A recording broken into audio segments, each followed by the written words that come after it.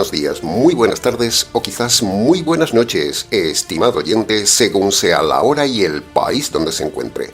Reciba nuestro característico saludo pastoral al inicio de cada programa de quien les habla, el pastor bautista Nikos Ricoy, emitiendo desde aquí en Valencia, España. Muy bienvenidos una vez más a todos y muchas gracias por estar ahí en nuestro habitual programa semanal Encuentros.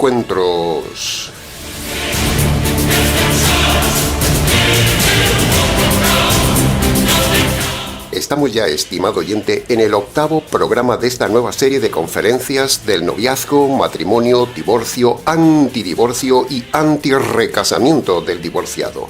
El segundo tema bíblico más importante que todo predicador debería enseñar correctamente a la Iglesia y a la sociedad. Gracias por seguirnos.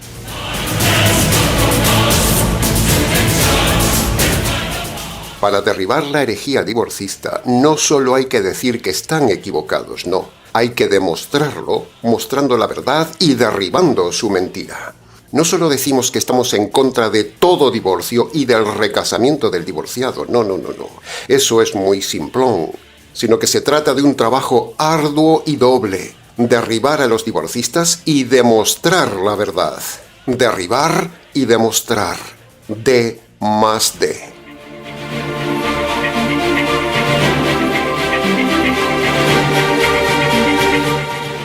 Como el mensaje de hoy es algo largo, le rogamos, estimado oyente, que tenga paciencia y atención en seguirnos en cada punto, en cada argumento y en cada detalle.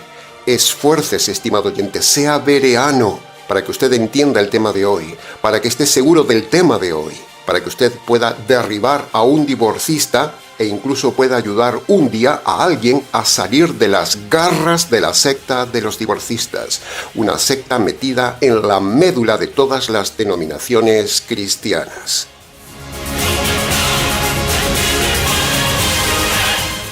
Como dijimos en el mensaje anterior, estudie cada tema, estimado oyente, como si al final de cada programa usted tuviera que hacer un examen ante Dios. Y basamos esto que le decimos en 2 de Timoteo capítulo 2 versículo 15 que, leído en primera persona como si Dios le hablara a usted directamente, dice así: Esfuérzate con diligencia en presentarte ante mí, aprobado, como un obrero que no tiene de qué avergonzarse, que usa bien mi palabra de verdad. Ve, ahí lo tiene. Dios le manda que usted estudie. No solo escuche el programa, no solo lea la Biblia, sino que se esfuerce en pasar el examen de cada tema ante Dios.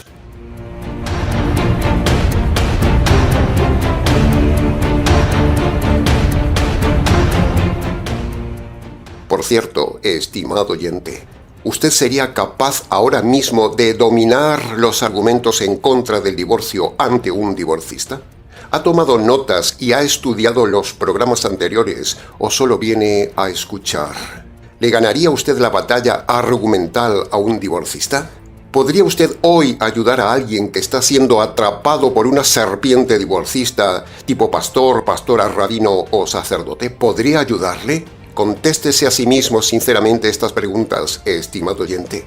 ¿Usted podría ayudar o no podría ayudar con este tema? ¿Usted domina el tema o no lo domina? ¿Un divorcista le tumbaría a usted o usted le taparía la boca a un divorcista? ¿Qué sucedería? Piénselo. El tema es grave tanto para usted si no estudia como el tema del divorcio que corre por ahí como agua envenenada. ¿Quién va a enseñar la verdad? ¿Quién va a gritar esta verdad?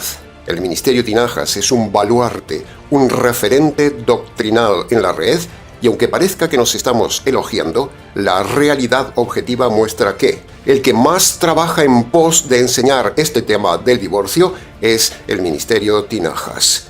¿Vanidad? No, objetividad.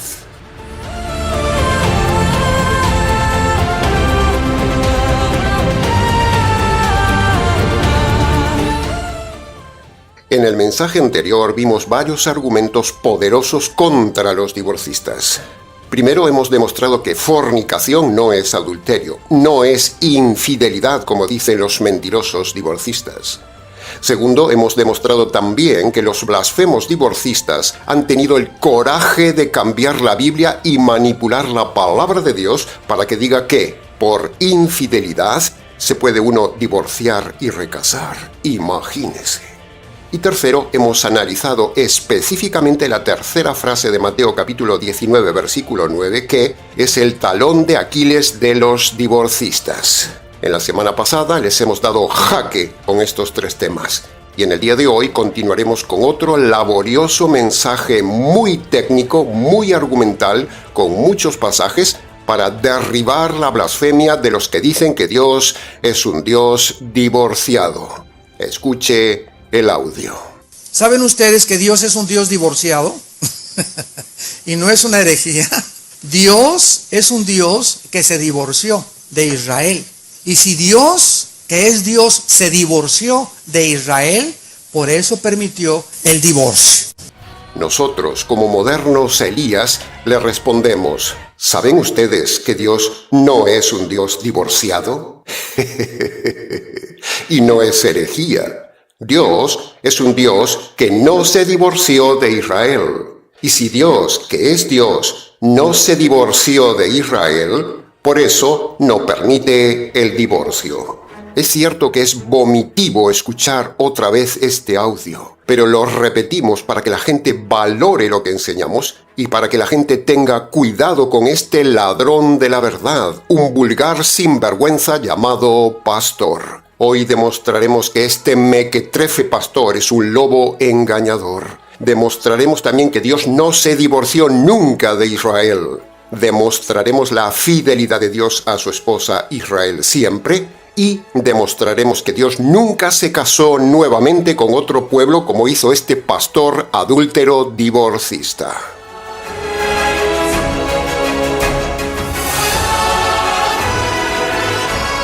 Así como el profeta Elías se rió de los falsos profetas de Baal en su día, nosotros también nos reímos en la cara de todos estos modernos profetas sinvergüenzas, hijos del diablo, pastores sensuales cuyo Dios es la cama. De todos ellos nos reímos de su ignorancia y del ridículo análisis que hacen para tratar de forzar que Dios es un Dios divorciado, como veremos hoy. Somos implacables, estimado oyente, con esta ralea de gente.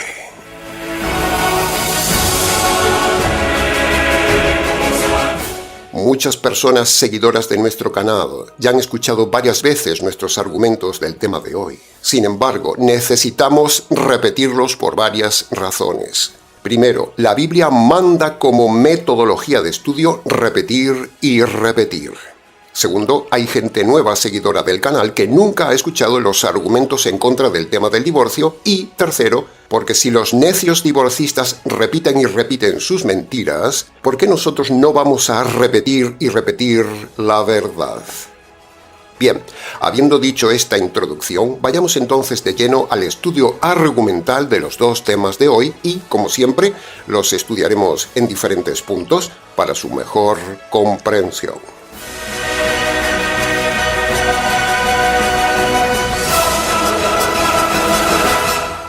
Entremos entonces en el análisis técnico del primer tema de hoy. Dios se casó con Israel, pero no se divorció de Israel. Punto número 1. La Biblia dice que Dios hizo pacto con Israel y la tomó como esposa.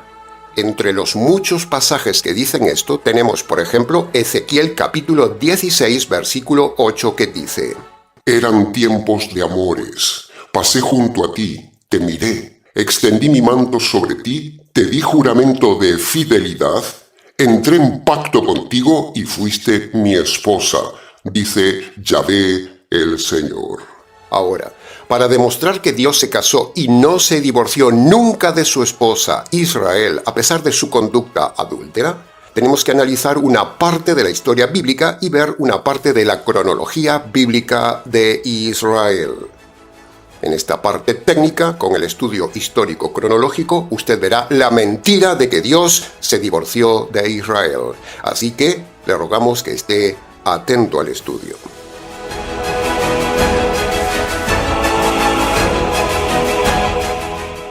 Punto número 2.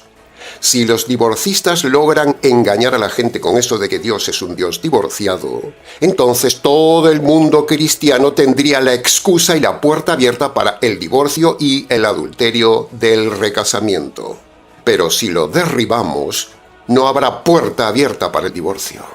Lamentablemente, muchos ya han caído en esa trampa y han entrado por esa puerta falsa del divorcio. Pero esa puerta no existe y se desmorona como un castillo de naipes con solo leer el contexto de Jeremías capítulo 3.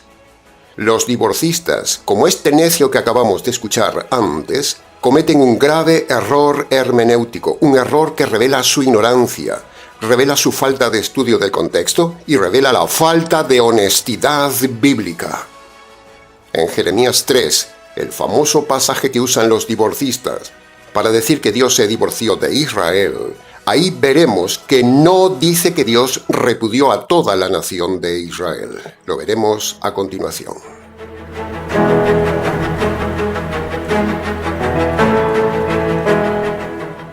Señoras y señores ignorantes y perdidos divorcistas, si leen con atención el pasaje de Jeremías capítulo 3 y estudiaran el contexto del versículo 8, verían que ahí se muestran dos cosas.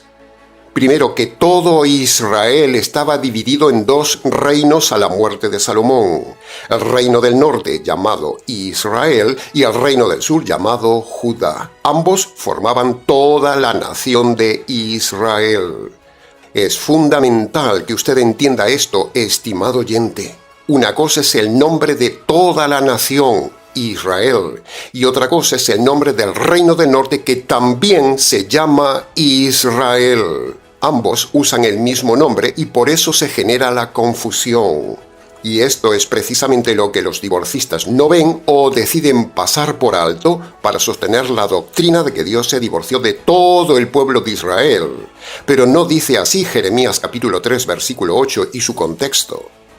El texto y contexto bíblico de Jeremías capítulo 3 no habla de todo el pueblo de Israel, sino solo del reino del norte que también se llamaba Israel.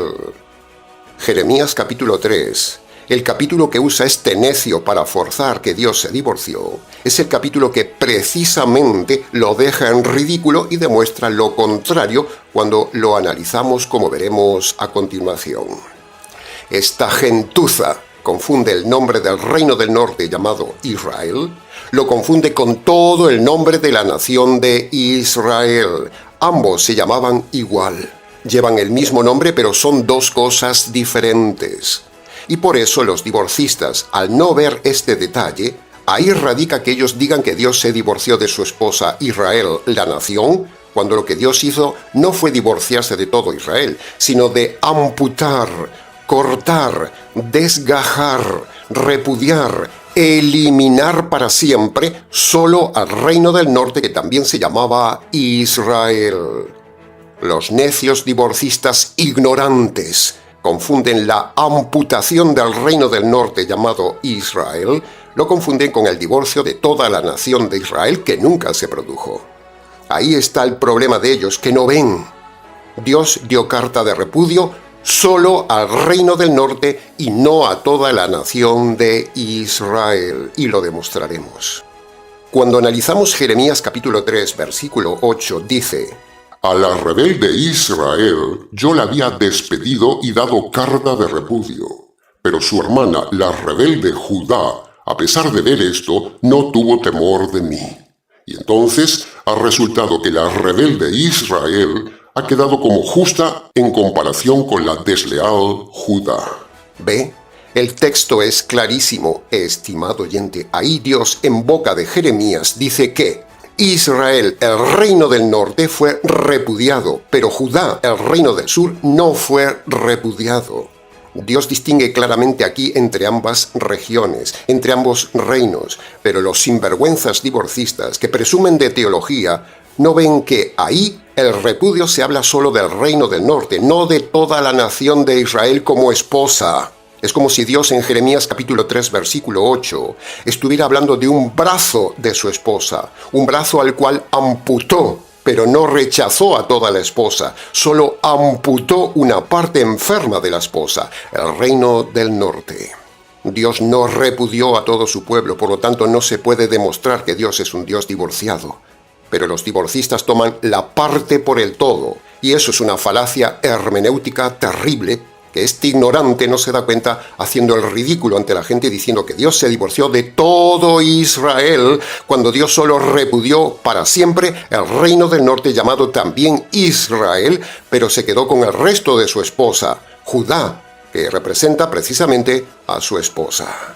Dios no repudió a Judá, la mantuvo como su pueblo hasta el día de hoy. Es como si usted tuviera una esposa con un órgano enfermo que hubiera que amputarlo. Así hizo Dios con el reino del norte, que también se llamaba Israel. Pero Dios siguió la relación con su pueblo, con el pueblo de Judá, el resto de la esposa de Dios.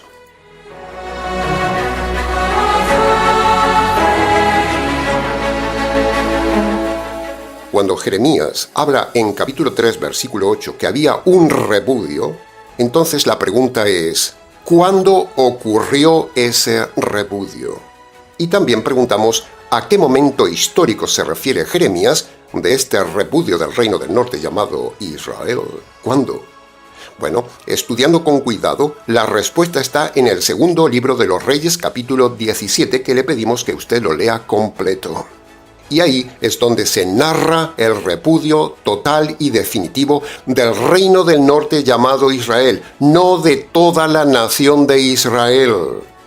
El hecho de que Dios haya amputado el reino del norte a Israel no justifica que Dios sea un Dios divorciado. En el segundo libro de los Reyes, capítulo 17, versículo 13, estamos en el año 721 a.C.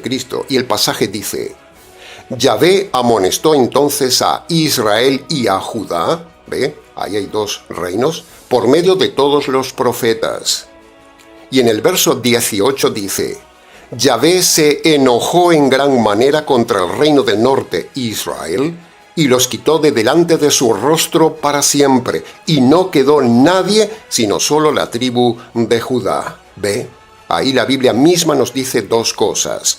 Primero, hace la distinción entre Israel, reino del norte, que fue quitada, y el reino del sur, Judá, que quedó en su tierra como su esposa. Y segundo, en ese pasaje se muestra, en los versos 20 y 23, dice: Yahvé desechó a toda la descendencia de Israel, reino del norte, hasta echarlos de su presencia para siempre. El reino del norte, Israel, fue llevado cautivo a Asiria hasta el día de hoy. Ese es el repudio que habla Jeremías capítulo 3, versículo 8, refiriéndose solo al reino del norte llamado Israel, cuando dice: a la rebelde Israel yo la había despedido con carta de repudio. ¿Ve?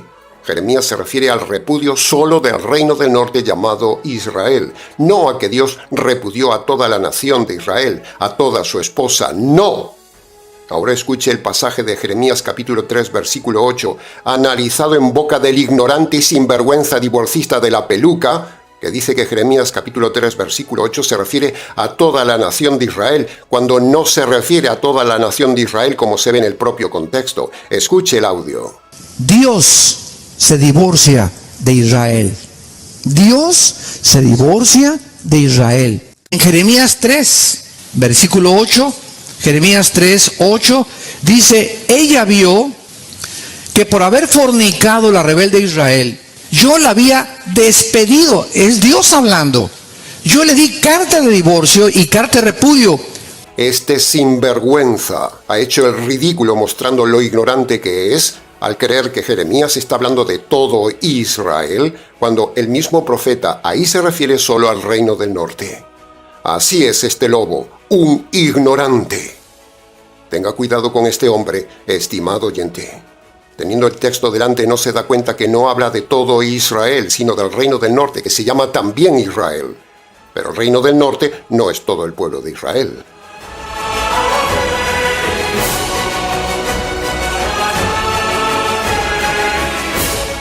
Ahora, lo más grave de todo esto No es que este necio se condene por su divorcio y por su recasamiento como adúltero y por su doctrina falsa. No. Eso es problema de él. Se lo merece por menso. El problema es que con su verborrea, su error doctrinal y su mal testimonio de divorciado recasado, con ese ejemplo arrastra a la gente al divorcio, al recasamiento y los lleva a la condenación eterna. Eso es lo peor. Que se condene él, problema de él. El asunto es que se condena a la gente por seguirlo a él. Si usted sigue y escucha a este lobo, usted está pecando, usted va camino de la condenación. Y si usted hizo caso de este pastor adúltero y usted se ha divorciado y se ha casado otra vez siendo divorciado, usted está en pecado, usted está en adulterio y a usted le espera la condenación eterna. El tema es grave, estimado oyente, pero también le digo una cosa. La gente tiene lo que se merece, porque a la gente le gusta escuchar lo que le dice este necio. Sus oídos quieren escuchar una puerta llamada divorcio. Y lo que haré es tratar de darle una visión panorámica de mi posición teológica con respecto al divorcio. La posición completa está plasmada en un libro titulado Una puerta llamada divorcio.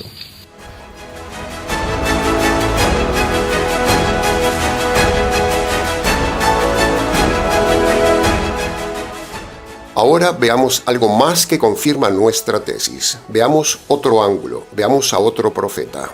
En Oseas capítulo 1, versículos 4, 6 y 7, alrededor del año 740 a.C., es decir, unos 20 años antes de que Dios repudiara al reino del norte Israel en el año 721. Oseas profetizó 20 años antes, en el final del versículo 4, lo siguiente. Dice: «Pondré fin al reino de la casa de Israel», que es el reino del norte. Y en el versículo 6 dice: «No me compadeceré nunca más de la casa de Israel, sino que los quitaré del todo». Y en el versículo 7 dice: «Pero de la casa de Judá», ¿ve? Haciendo diferencia con la casa de Israel, que era el reino del norte, «sí tendré misericordia». ¿Ve, estimado oyente? Ahí está nuestra tesis, y lo que también decía Jeremías capítulo 3, versículo 8. Dios repudiaría solo al reino del norte, no a toda la nación de Israel, como dice este necio. Bien, pongamos en pantalla un resumen cronológico de lo dicho. En el año 740 a.C., Oseas, en el capítulo 1, anuncia 20 años antes el repudio del reino del norte, o sea, Israel. En el año 721 a.C., en el segundo libro de los Reyes, capítulo 17, Dios ejecuta ese repudio y amputa solo al reino del norte y lo envía deportado a Siria. En el año 627 a.C. aparece Jeremías en el capítulo 3, 100 años después de ese repudio, y el profeta le recuerda y advierte a la nación, o sea, a la esposa de Dios que había quedado, que tenga cuidado porque Dios ya había repudiado al reino del norte, no sea cosa que hiciera lo mismo con el reino del sur. ¿Puede ver cómo todo encaja, estimado oyente? Entonces vemos que Jeremías 3 no demuestra que Dios se divorció de todo su pueblo, demuestra que Dios solo desechó al reino del norte, como hemos repetido hasta el cansancio. Punto. No hay argumento bíblico para decir que Dios es divorciado de toda su esposa. La confusión de los divorcistas ignorantes nace de su incapacidad de distinguir entre Israel, el reino del norte, con el nombre Israel, que es el nombre de todo el pueblo de Dios. Es como confundir Panamá capital con Panamá país, o México capital con México país. El nombre es el mismo, pero el contexto define si hablamos de una parte o del todo. Los divorcistas toman la parte como el todo, pero nosotros decimos que la parte no es el todo. Se lo repito, los divorcistas toman la parte como el todo, pero nosotros decimos que la parte no es el todo. Todo este argumento histórico cronológico para decir que Dios no es un Dios divorciado, ni se divorció de Israel, es para remarcar lo que la Biblia dice, que Dios odia el divorcio, como vemos en Malaquías capítulo 2, versículo 16, y que no se debe romper el pacto matrimonial, como dice Malaquías capítulo 2, versículo 14. Así que si Dios se hubiera divorciado de todo su pueblo, estaría contradiciendo su propia palabra. Estaría haciendo lo que Él mismo prohíbe, y eso es en contra de Dios. Dios no es así. Así que jaque mate a los necios divorcistas que blasfeman a Dios diciendo que Dios es un Dios divorciado. Lo pagarán en el infierno eterno.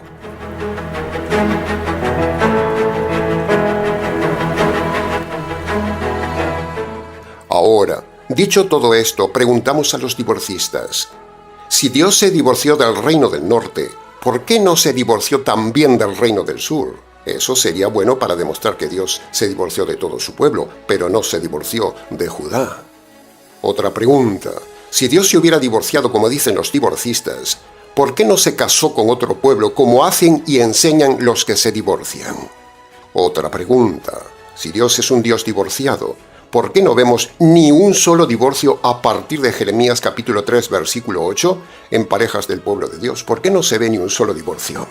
Si Dios hubiera dado ejemplo, habría entonces divorcios que lo confirmaran. Si Dios se había divorciado de Israel en el segundo libro de Reyes capítulo 17, ¿por qué siguió relacionándose con su pueblo y le enviaba profetas si ya se había divorciado de Israel? Si Dios dio ejemplo de divorcio, ¿dónde hay un solo divorcio concreto de un hombre de Dios o de un profeta de Dios que haya imitado a Dios? ¿Dónde? ¿Por qué no se ven ejemplos de divorcio si Dios dio ejemplo de divorcio? ¿Por qué, señores divorcistas, no hay tampoco ni un solo divorcio en todo el Nuevo Testamento si la Iglesia hubiera entendido que Dios es un Dios divorciado? Sencillamente, boca tapada, argumento derribado.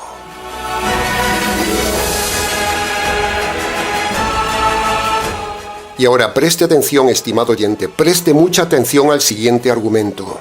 Mire lo que dice Juan capítulo 5, versículo 19. Jesús dijo esto: en verdad les digo, el Hijo hace lo que ve hacer al Padre.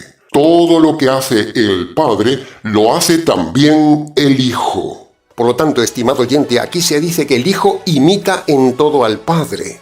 Entonces, si el Padre se hubiera divorciado por la infidelidad de Israel, Jesús también ya se hubiera divorciado por la infidelidad de la Iglesia. ¿No le parece? Pero el Señor Jesús nunca se divorció de su Iglesia porque nunca vio divorciarse a su Padre. ¡Jaque a todos los divorcistas!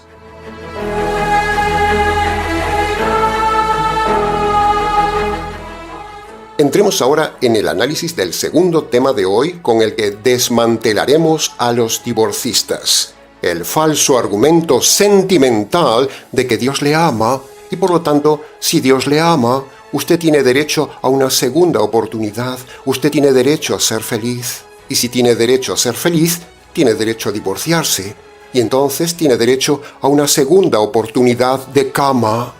Punto número 1. Veamos este tema desde el ángulo y la perspectiva de Dios. Apunte. La Biblia dice que ni Dios ama al hombre, ni Dios ama al divorciado, ni usted tiene derecho a la segunda oportunidad. Punto. La Biblia muestra más bien que el hombre es un delincuente ante Dios por causa de romper la ley de Dios. La Biblia dice que Dios aborrece al pecador, por ejemplo, en el Salmo capítulo 5, versículo 4 y 5, y también en el Salmo capítulo 7, versículo 11. Y también dice que Dios aborrece al divorciado en Malaquías capítulo 2, versículo 16. Dice: yo aborrezco el divorcio y al que se mancha con el divorcio. La Biblia muestra que pecador y pecado es una unidad indivisible. No se puede separar el pecador del pecado ni el pecado del pecador, así como no se puede separar el delito del delincuente. Por lo tanto, esa tontería de que Dios ama al pecador pero odia al pecado es mentira. Dios aborrece el pecado y aborrece también al pecador porque están unidos. El delito se castiga en el delincuente. El juez no castiga el delito y deja marchar libre al delincuente. Eso es una sandez. El juez aborrece el delito y al delincuente. Ningún juez en la tierra ama a un delincuente. Si Dios es juez y justo, que lo es, si Dios es juez implacable, que lo es, entonces aborrece al pecado y al pecador, y castigará el pecado y al pecador. Dios no ama al hombre, estimado oyente, solo le tiene paciencia. Si usted se cree esa mentira de que Dios ama al hombre, usted es un ingenuo, usted está engañado y no ve la gravedad de su delincuencia como hombre delante de Dios. Usted confunde paciencia de Dios con amor de Dios. Si Dios castigará con tortura eterna en fuego eterno al hombre, entonces eso muestra que no lo ama, es pura lógica. Si lo ama ahora, lo tendría que amar también en el futuro. La Biblia dice que Dios aborrece el pecado. Por eso Dios aborrece al pecador, porque el pecador lleva dentro el pecado y son inseparables. Así que no le engañen. Por eso, esa mentira de que Dios ama al pecador, pero aborrece al pecado, es un invento mentiroso y es nuestra base para decirle que usted no tiene segunda oportunidad porque usted tiene que mantener el pacto matrimonial y la promesa de fidelidad. La Biblia nunca dice que Dios le ama. Eso es un invento religioso, pero no un pasaje bíblico. Por cierto, muéstreme un pasaje bíblico donde diga concreta y claramente que Dios le ama. En todo caso, la Biblia dice Dios amó, pero no dice Dios le ama. Son dos cosas diferentes que ya hemos explicado muchas veces en el canal. Por ejemplo, cuando la Biblia dice en Juan capítulo 3, versículo 16, que Dios amó, ahí no dice que le ama. Ahí dice que Dios amó en el pasado, pero no dice que le ama en el presente. Entonces, si en Juan 3:16 dice que amó al hombre, la pregunta obligada es, ¿cuándo concretamente Dios amó al hombre en el pasado? Pues la respuesta es que Dios lo amó una sola vez en el Calvario, cuando Dios decidió destrozar a su Hijo bajo la ira de Dios y la justicia de Dios por los pecados míos y suyos, estimado oyente. Ese acto único, pasado y acabado fue el amor de Dios que habla Juan 3:16. Pero eso no significa que Dios le ama en este tiempo presente. Eso de que Dios le ama, tomado erradamente de Juan 3:16, es una manipulación gramatical sucia de los pastores sentimentales para despertar en usted las emociones y engañarle.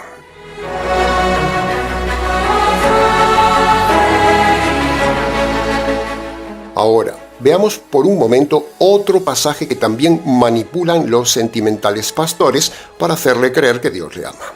Por ejemplo, entre los muchos pasajes hemos elegido Romanos capítulo 5, versículo 8. Dice, Dios muestra su amor para con nosotros en que siendo aún pecadores, Cristo murió por nosotros. El pasaje de Romanos está mal traducido cuando dice Dios muestra su amor. Eso está mal traducido. Es un fallo gramatical del traductor o de la imprenta o de la editorial que hizo esa traducción al español mal. Porque si se fija bien la frase Dios muestra su amor, está en presente. Sin embargo, la frase principal, Cristo murió por nosotros, está en pasado. Cuando las dos frases tendrían que estar en armonía en el pasado, no una en presente y otra en pasado, porque si no, hay descoordinación gramatical en los tiempos verbales. Una está en presente y la otra en pasado, cuando la acción fue hecha en el pasado. Por lo tanto, los dos verbos tendrían que estar en el pasado. Entonces, los lobos toman la frase en presente de Romanos capítulo 5, versículo 8 y le dicen, «Ve, hermano, Dios le ama, Dios muestra su amor a usted, ¿ve?» Pero eso es mentira. La frase de Romanos capítulo 5, versículo 8, correctamente traducida, debería estar toda en pasado y debería decir así, Dios mostró su amor cuando Cristo murió por nosotros.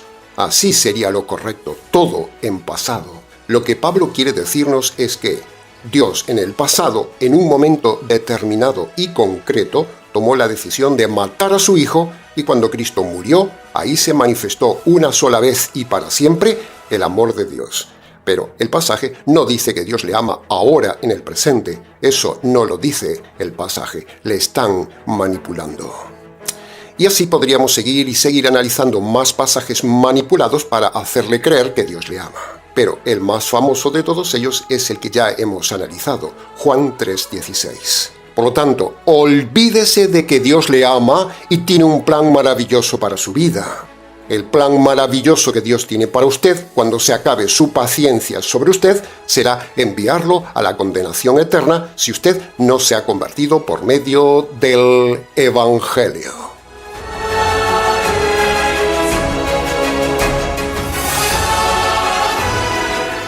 Bien, todo esto que hemos dicho es para desmontar la mentira que enseñan los pastores de que Dios le ama, y entonces, si Dios le ama, ¿cómo no le va a dar una segunda oportunidad de ser feliz en otro matrimonio?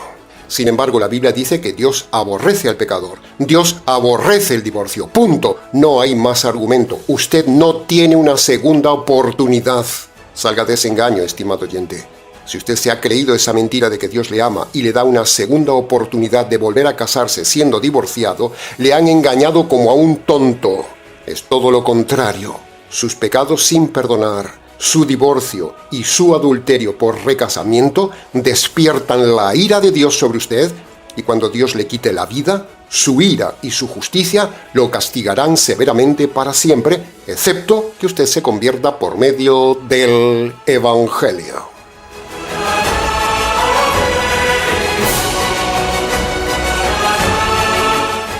Bien, entremos ahora en el punto número 2 de este tema. Veámoslo ahora desde el ángulo del hombre. En la segunda parte de este tema falso, sentimental, de que Dios le ama y de que usted tiene derecho a ser feliz y a divorciarse y rehacer su vida, todo eso es un truco astuto, emocional, motivacional, que no tiene ninguna base bíblica, como ya hemos visto, y que se enfrenta a los siguientes puntos. Primero, no vemos nunca en toda la Biblia la centralidad en el hombre. La Biblia se centra en Dios y su obediencia. Los divorcistas se centran en el hombre en lugar de la palabra de Dios. Segundo, los sentimentales del amor de Dios se olvidan que el pacto y la promesa son hasta la muerte. Por lo tanto, con esto no hay la más mínima segunda oportunidad. Usted tiene que respetar su pacto y su promesa hasta la muerte. No puede volver a recasarse.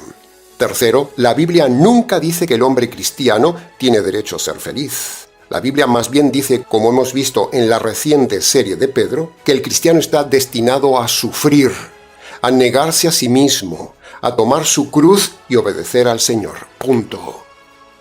Cuarto, el derecho a ser feliz o tener una segunda oportunidad no puede estar por encima de la promesa de fidelidad, ni del pacto matrimonial, ni de la obediencia a Dios. Quinto, si existiera tal cosa como Dios me ama y me da una segunda oportunidad, entonces el amor de Dios, escuche bien, el amor de Dios serviría para justificar el pecado del hombre, y Dios tendría que aprobar todo lo que el hombre hace, todo lo que el hombre quiere para hacerlo feliz. Y eso no va a suceder. Sexto, el invento de tengo derecho a ser feliz es el susurro del enemigo al oído del hombre perdido. Es la misma estrategia del diablo que en el jardín del Edén. El diablo le dijo, tienes derecho a conocer el bien y el mal, y Dios te lo está negando. Y ¡zas! Mire dónde estamos. Así sucede con el hombre ingenuo moderno. El enemigo le ha despertado la egolatría del derecho a ser feliz, cuando en la tierra nunca se puede ser feliz. Séptimo, si una persona ha fracasado en el primer matrimonio, es matemático que volverá a fracasar en el segundo matrimonio, porque si no supo elegir bien y metió la pata en el primer matrimonio, tampoco sabrá elegir en el segundo matrimonio, es pura lógica. Y lo hemos visto 1000 veces en nuestra consejería pastoral. Entonces, si alguien me viniera diciendo, pastor, usted se equivoca, en mi segundo matrimonio nos va muy bien, nos llevamos de maravilla, he encontrado la mujer de mi vida. Bueno, entonces yo le diría, no se engañe. Usted siendo divorciado ya empezó mal su segundo matrimonio porque lo empezó en adulterio. Usted es un fracasado, un adúltero, un enemigo de Dios. Su matrimonio ha empezado en desobediencia y Dios no bendice un matrimonio en desobediencia. ¿Dónde está su felicidad si está en rebelión contra Dios? No importa que se lleve bien con su cónyuge en lo humano, lo que importa es que ambos son enemigos de Dios por desobediencia y ese matrimonio está manchado por el adulterio. Así que no me venga con esas de que le va bien en el matrimonio, porque ya empezó mal, empezó pecando. Por lo tanto, ese matrimonio es un fracaso desde el inicio ante Dios. Lo que empieza mal, se desarrolla mal y acabará mal. Llevarse bien en lo humano no es evidencia de éxito matrimonial ante Dios. Octavo, si la persona no ha cambiado su carácter, su madurez, su obediencia, su forma de amar, su forma de ser, su forma de resolver los conflictos, su forma de enfrentar la vida y no consulta la Biblia, en el segundo matrimonio, volverá a elegir mal. Cambiar de cónyuge no cambia el corazón. Cambiar de pareja no cambia el patrón. Cambiar de cama no cambia el corazón. Si usted sigue siendo el mismo necio, su elección seguirá siendo la misma y volverá a haber fracaso porque A más B es igual a C siempre. Entonces no importa con quién se case otra vez, no importa cuántas veces se case, porque destruirá el matrimonio igual. Noveno, el recasamiento no borra el pasado, lo multiplica. La gente cree que un nuevo matrimonio es borrón y cuenta nueva, pero eso es un error. Un casamiento trae más heridas, más comparaciones, más expectativas irreales, más presión emocional, más carga espiritual, más problemas. Si usted no pudo manejar el primer matrimonio, ¿cómo manejará el segundo? El recasamiento no soluciona el problema, lo complica. Y décimo, si una persona se saltó la palabra de Dios en el primer matrimonio, en el segundo matrimonio con el divorcio y el adulterio del recasamiento, ya empieza nuevamente mal ese matrimonio, saltándose la palabra de Dios como dijimos antes. Cambiar de pareja sin cambiar de corazón es como cambiar un coche sin saber manejar. No es la pareja lo que necesita reemplazo, es el corazón lo que necesita transformación por medio del Evangelio, que conste en acta.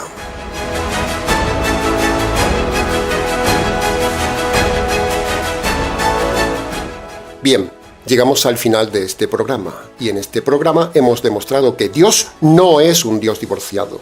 Hemos derribado a un lobo divorciado recasado, y hemos derribado el argumento sentimental de que Dios le ama y usted tiene derecho a ser feliz.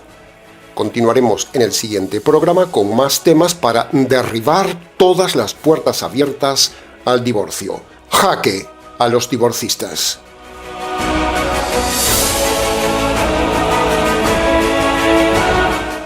Bien, hasta aquí con el mensaje de hoy. Si necesita ayuda, tiene preguntas, quiere analizar su caso o simplemente quiere contactar con nosotros, escríbanos.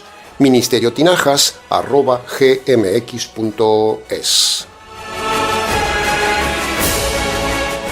Ahora, si usted se siente identificado con nuestro trabajo pastoral en contra de la secta de los divorcistas, le animamos entonces a colaborar y apoyar al Ministerio Tinajas para seguir luchando por la verdad. Le informamos también que, precisamente, tenemos un libro titulado Noviazgo, Matrimonio y Divorcio que usted puede adquirir en Amazon. Tiene abajo en la descripción del vídeo la forma de conseguirlo. Muchas gracias por su colaboración.